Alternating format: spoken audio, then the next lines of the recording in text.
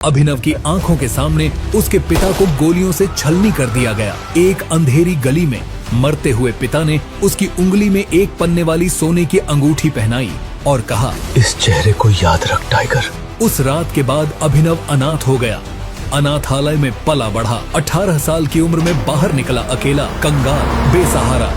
नौकरी delivery boy. तनख्वाह इतनी कम कि 60 रुपए की पेस्ट्री भी सोच समझकर खरीदनी पड़ती थी। लेकिन एक चीज थी जो अभिनव को जिंदा रखती थी, वैभवी, उसकी गर्लफ्रेंड, उसकी इकलौती खुशी। जब तक उसने दिल पर छुरा नहीं चलाया, अपने ही बर्थडे पर सबके सामने वैभवी ने अमीर देवेन का हाथ पकड़ लिया। मैं कब तक एक लूजर के साथ रहूंगी, ये मेरे स्टैंडर्ड का नहीं है। और तभी उसने देवेन को अपनी बाहों में ले लिया। ये देखकर अभिनव टूट गया और वो शराब पीकर सुनसान सड़क पर बेहोश होकर गिर पड़ा। और यहीं से अभिनव की जिंदगी का खेल पलटा। तभी अभिनव को सड़क से उठाकर किसी ने उसे एक अनजान लड़की के बिस्तर पर लिटा दिया। और जब सुबह आंख खुली तो उसके बगल में सोई हुई थी अनन्या सिंह, शहर के सबसे ताकतवर खानदान की लड़की। उसने उसे थप्पड़ मारा और बोली, वो कौन? कुछ समझ पाता इससे पहले वहाँ उसके दादा हरदेव पाल सिंह आए और दोनों को साथ में देखकर का फरमान सुनाया, ये लड़का अब से मेरा दामाद है।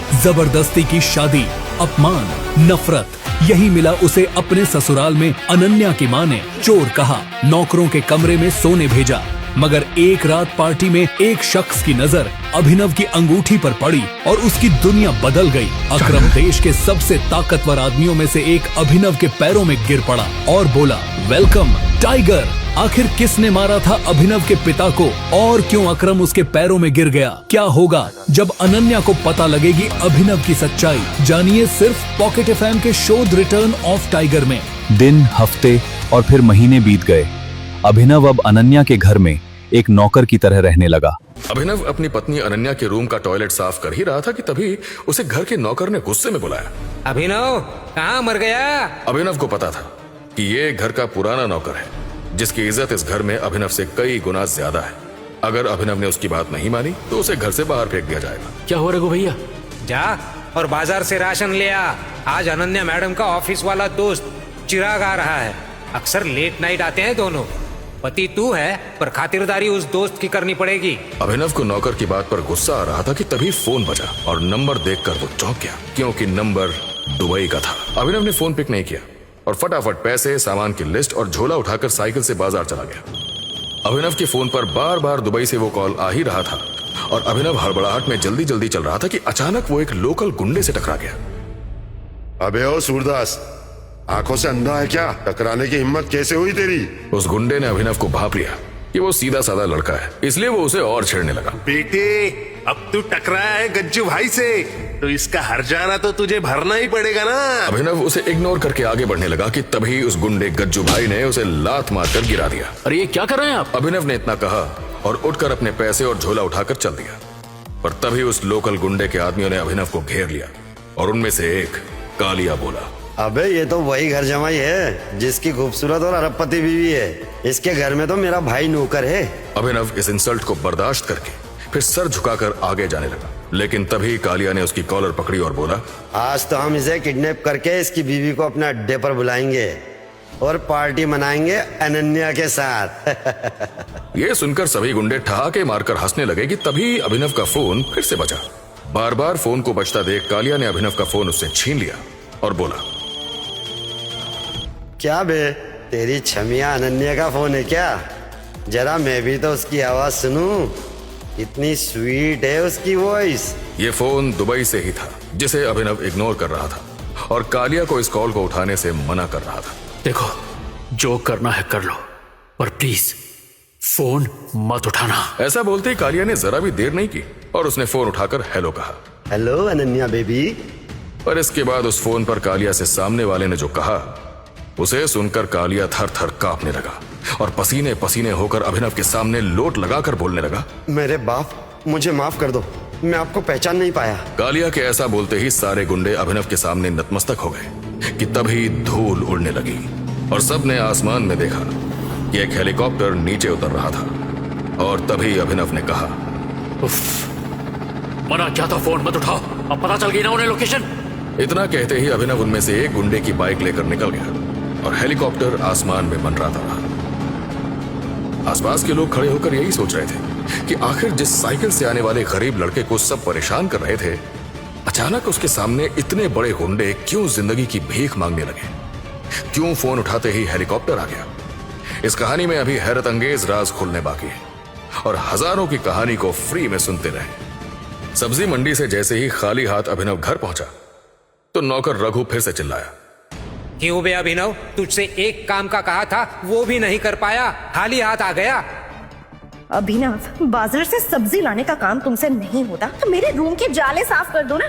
शायद तुम्हारे नाजुक हाथ उसी काम के हैं। अनन्या अभिनव से जल्द छुटकारा पाना चाहती थी और उसे सबके सामने जलील करके वो खुद चाहती थी कि अभिनव ही उसकी जिंदगी से चला जाए कि तभी अनन्या को उसकी फ्रेंड का कॉल आया।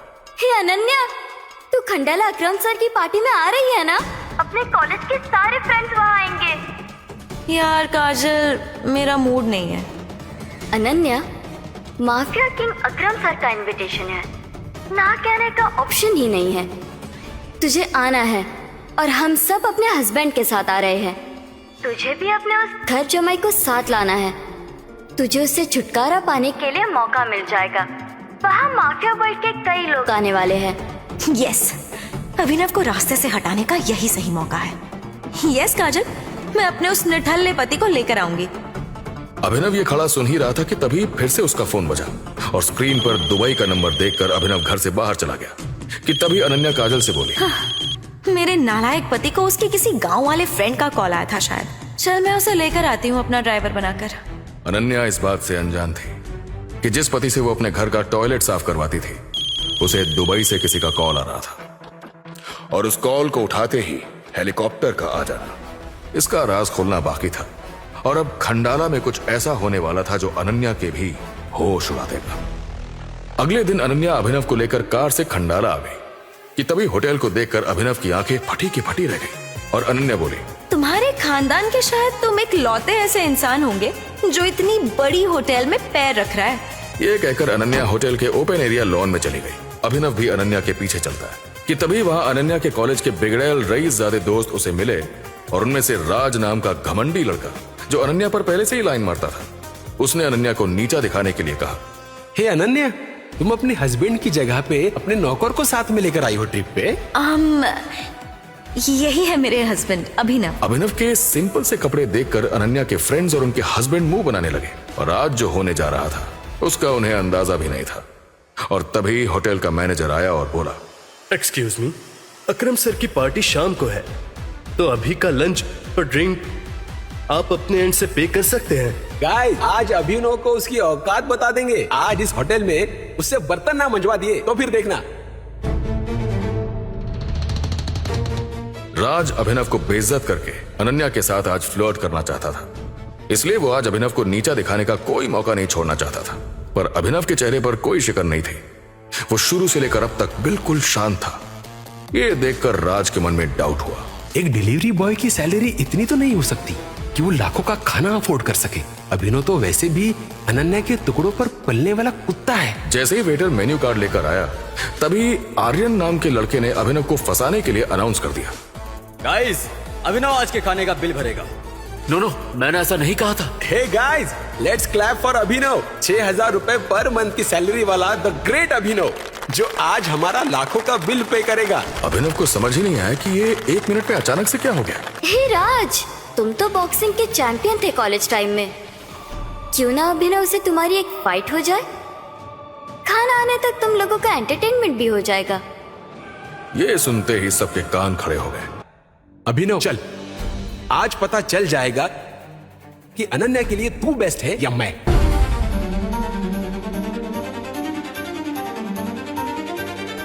अभिनव जवाब तो देना चाहता था पर उसने दांत पीसते हुए बॉक्सिंग रिंग में कदम रखा। राज भी तैयार होकर बॉक्सिंग रिंग के अंदर आ गया। वहां दूसरी तरफ आर्यन और उसके दोस्त महंगी ड्रिंक्स और खाना ऑर्डर करने लगे। बेटा, ये 1.5 लाख का वाइन देना। तो तभी राज ने अटैकिंग मोड में आकर अभिनव को एक पंच मार दिया और अभिनव के मुंह से खून निकलने लगा। इसके बाद लगातार राज अभिनव को पंच मारता रहा और उसे हाथ उठाने का मौका ही नहीं दिया। और सभी ने मान लिया था कि अब अभिनव का काम तमाम हो जाएगा कि तभी अभिनव नीचे गिर गया। बस भी करो अभिनव, हार मान लो और बाहर आ जाओ रिंग से। अनन्या के इतना कहते ही बॉक्सिंग रिंग के बाहर रखा अभिनव का फोन बजने लगा। अनन्या उसका फोन न देख ले इस जल्दी में अभिनव उठा और राज उस पर अटैक करने आ ही रहा था कि तभी अभिनव ने राज को एक इतना जोर का पंच मारा कि राज वहीं बेसुध होकर गिर पड़ा और अनन्या की नजर अभिनव के फोन से हटकर नीचे पड़े राज पर गई। ओह गॉड, बॉक्सिंग चैंपियन राज को एक ही पंच में अभिनव ने कैसे गिरा दिया? ऐसा पंच तो कोई प्रोफेशनल खिलाड़ी ही मार सकता है। ये अभिनव कुछ छिपा रहा है। तभी अभिनव बाहर आया और उसने अपने फोन को उठाकर अपनी जेब में रख लिया कि तभी राज को होश आया और वो चुपचाप आके अपनी सीट पर बैठ गया। और तभी आर्यन ने राज से कहा, कोई बात नहीं राज, अभिनव ने वहां हरा दिया तुझे, पर खाने का बिल हमने इतना बढ़वा दिया है कि उसकी 7 पीढ़ी भी बिल नहीं भर पाएंगी। उसके बाद उसके हारते ही तू अनन्या के साथ सारी भड़ास निकाल लेना। ये रहा आपका बिल सर, जो है 5,40,000। अरे अरे कोई बात नहीं, हमारे अभिनव साहब के पास पैसे हैं बिल भरने के लिए, दो ही नहीं बिल पे करेंगे। पर तभी अभिनव को देखकर वो वेटर थोड़ा कंफ्यूज हो गया। उसके कपड़ों से उसने उसे तुरंत जज कर लिया था। तभी वेटर ने कहा, सर प्लीज रिसेप्शन पर आइए। तभी पीछे से काजल ने कहा, ध्यान रखना ये भाग ना जाए। अचानक होटल के मेन डोर पर कुछ Z+ सिक्योरिटी गार्ड्स आ गए और सबका ध्यान उस तरफ चला गया। तभी राज बोला, लगता है कोई सेलिब्रिटी आया है। सब टकटकी लगाकर गेट की तरफ देख रहे थे कि तभी सबने देश की टॉप 10 रिचेस्ट की लिस्ट में शुमार मिस्टर दिक्पाल को देखा और काजल चौंक कर बोली, ओह माय गॉड, मिस्टर दिक्पाल, ये तो अकरम सर के बॉस है। इनसे मिलने के लिए सालों वेट करना पड़ता है।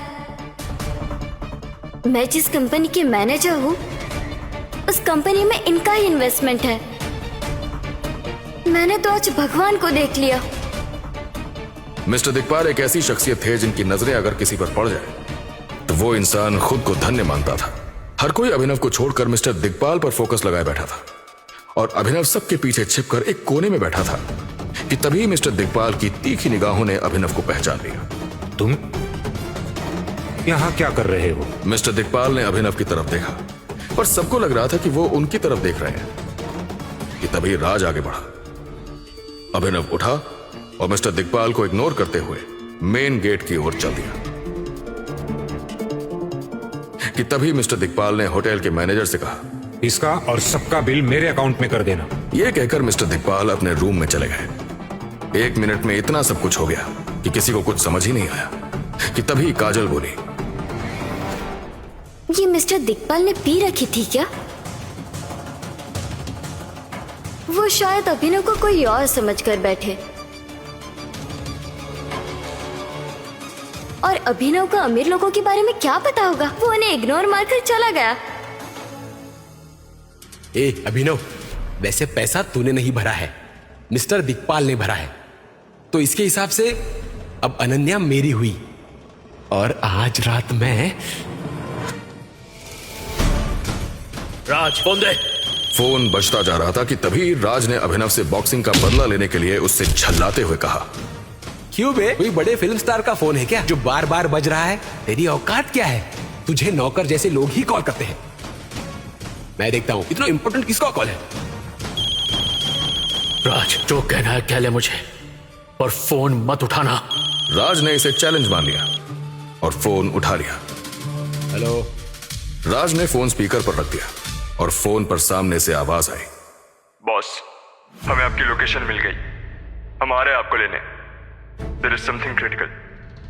ये सुनते ही राज और बाकी सब लोग अभिनव पर हंसने लगे कि तभी राज बोला, अरे देखो देखो, कोई हाथ ठेले वाला या ऑटो वाले का फोन आया था इसे, जो अपने ऑटो को कॉन्वॉय बोलता है। अनन्या को भी ये देखते हुए मजा आ रहा था, पर तभी अभिनव सबको इग्नोर करते हुए बाहर जाने लगा और सभी उसके पीछे पीछे बाहर ये देखने के लिए जाने लगे कि आखिर अभिनव को लेने आज ठेला आएगा या फिर ऑटो। तभी हुआ कुछ ऐसा कि सभी की बोलती बंद हो गई। ये तो करोड़ों की ब्लैक कार्स है और अभिनव का ऑटो कहाँ है? ये कार्स होंगे मिस्टर दिक्पाल की। अभिनव को लेने पूरी लाइफ में कोई इतनी महंगी कार नहीं आ सकती। कम ऑन गाइस, हम पार्टी एंजॉय करते हैं। पर गजब तो तब हुआ जब अभिनव जहां खड़ा था वो कार्स उसी के आसपास घूम रही थी। अभिनव जिस तरफ मुड़ रहा था वो कार्स भी वही मुड़ रही थी। वहां खड़े सभी घमंडी रईसजादों की सांसें एक पल के लिए थम चुकी थी कि तभी अभिनव का फिर से फोन बजा। इसके बाद अभिनव ने फोन पर कुछ कहा और सभी ब्लैक कार्स वहां से चली गई। तुरंत एक ऑटो आकर अभिनव के सामने खड़ा हो। खोदा पहाड़ निकली चुईया। इस अभिनव ने कभी इतनी महंगी कार अंदर से देखी भी है जो इसे कोई कार लेने आएगी। पर दुबई से बार बार आ रहे फोन और ये महंगी ब्लैक कार्स एक ऐसा राज खोलने वाले हैं जिसे सुनकर आपके रोंगटे खड़े हो जाएंगे। अभिनव जल्दी से ऑटो में बैठकर जाने लगा कि तभी राज और बाकी लोगों को अभिनव पर शक होता है।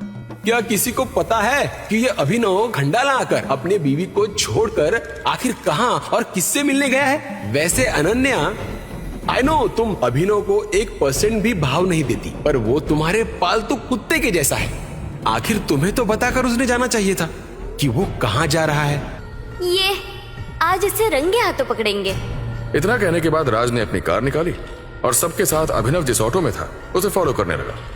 अभिनव, आज तेरी पोल खोल कर रहूंगा कि तू कहां जाता है और क्या कांड करता है। राज और अभिनव को लग रहा था कि आज अभिनव की असलियत सामने लाकर उसका मजाक उड़ाएंगे, पर इन्हें नहीं पता था कि इनके सामने अभिनव का आज वो सच सामने आने वाला है जिसकी इन्होंने सपने में भी कल्पना नहीं की थी। 4 ब्लैक कार्स अभिनव के ऑटो के सामने आ गई। ये देखते ही राज डरते हुए बोला, अरे ये तो वही करोड़ों की महंगी ब्लैक कार्स है जो होटल भी आई थी। तभी वो 4 ब्लैक कार्स अभिनव के ऑटो के आगे आगे चलने लगी और एक पुराने खंडहर के पास आकर ऑटो रुक गया। राज ने पहले ही अपनी कार रोक दी और सब चुपचाप कार से बाहर निकले। तभी ऑटो उनके सामने से वापस निकल गया। तभी काजल ने कहा, उस ऑटो वाले ने हमें देख लिया है, कहीं वो पता तो नहीं देगा अभिनव को। अब देख लिया तो क्या, हम अभिनव के राज से पर्दा उठाने के लिए एकदम करीब हैं। अब जो भी हो चलो। ऐसा कहकर सब अभिनव का पीछा करते हुए खंडहर में पहुंच गए। तभी वहां का नजारा देख सब लोग सन्न रह गए। Oh my God! आखिर ऐसा क्या देखा उन्होंने वहां? किसका आ रहा था अनाथ और गरीब अभिनव को दुबई से कॉल, और क्यों आ रही थी वो 4 महंगी ब्लैक कार्स बार बार? क्या है अभिनव का दुबई से कनेक्शन? क्यों कमिश्नर ने दी गरीब अभिनव को गन? आखिर क्या होने जा रहा है इस सनसनीखेज कहानी में और कितने राज खुलने बाकी हैं? तो बिना देरी किए पॉकेट एफएम ऐप डाउनलोड कीजिए और सुनिए the return of tiger Hindi में।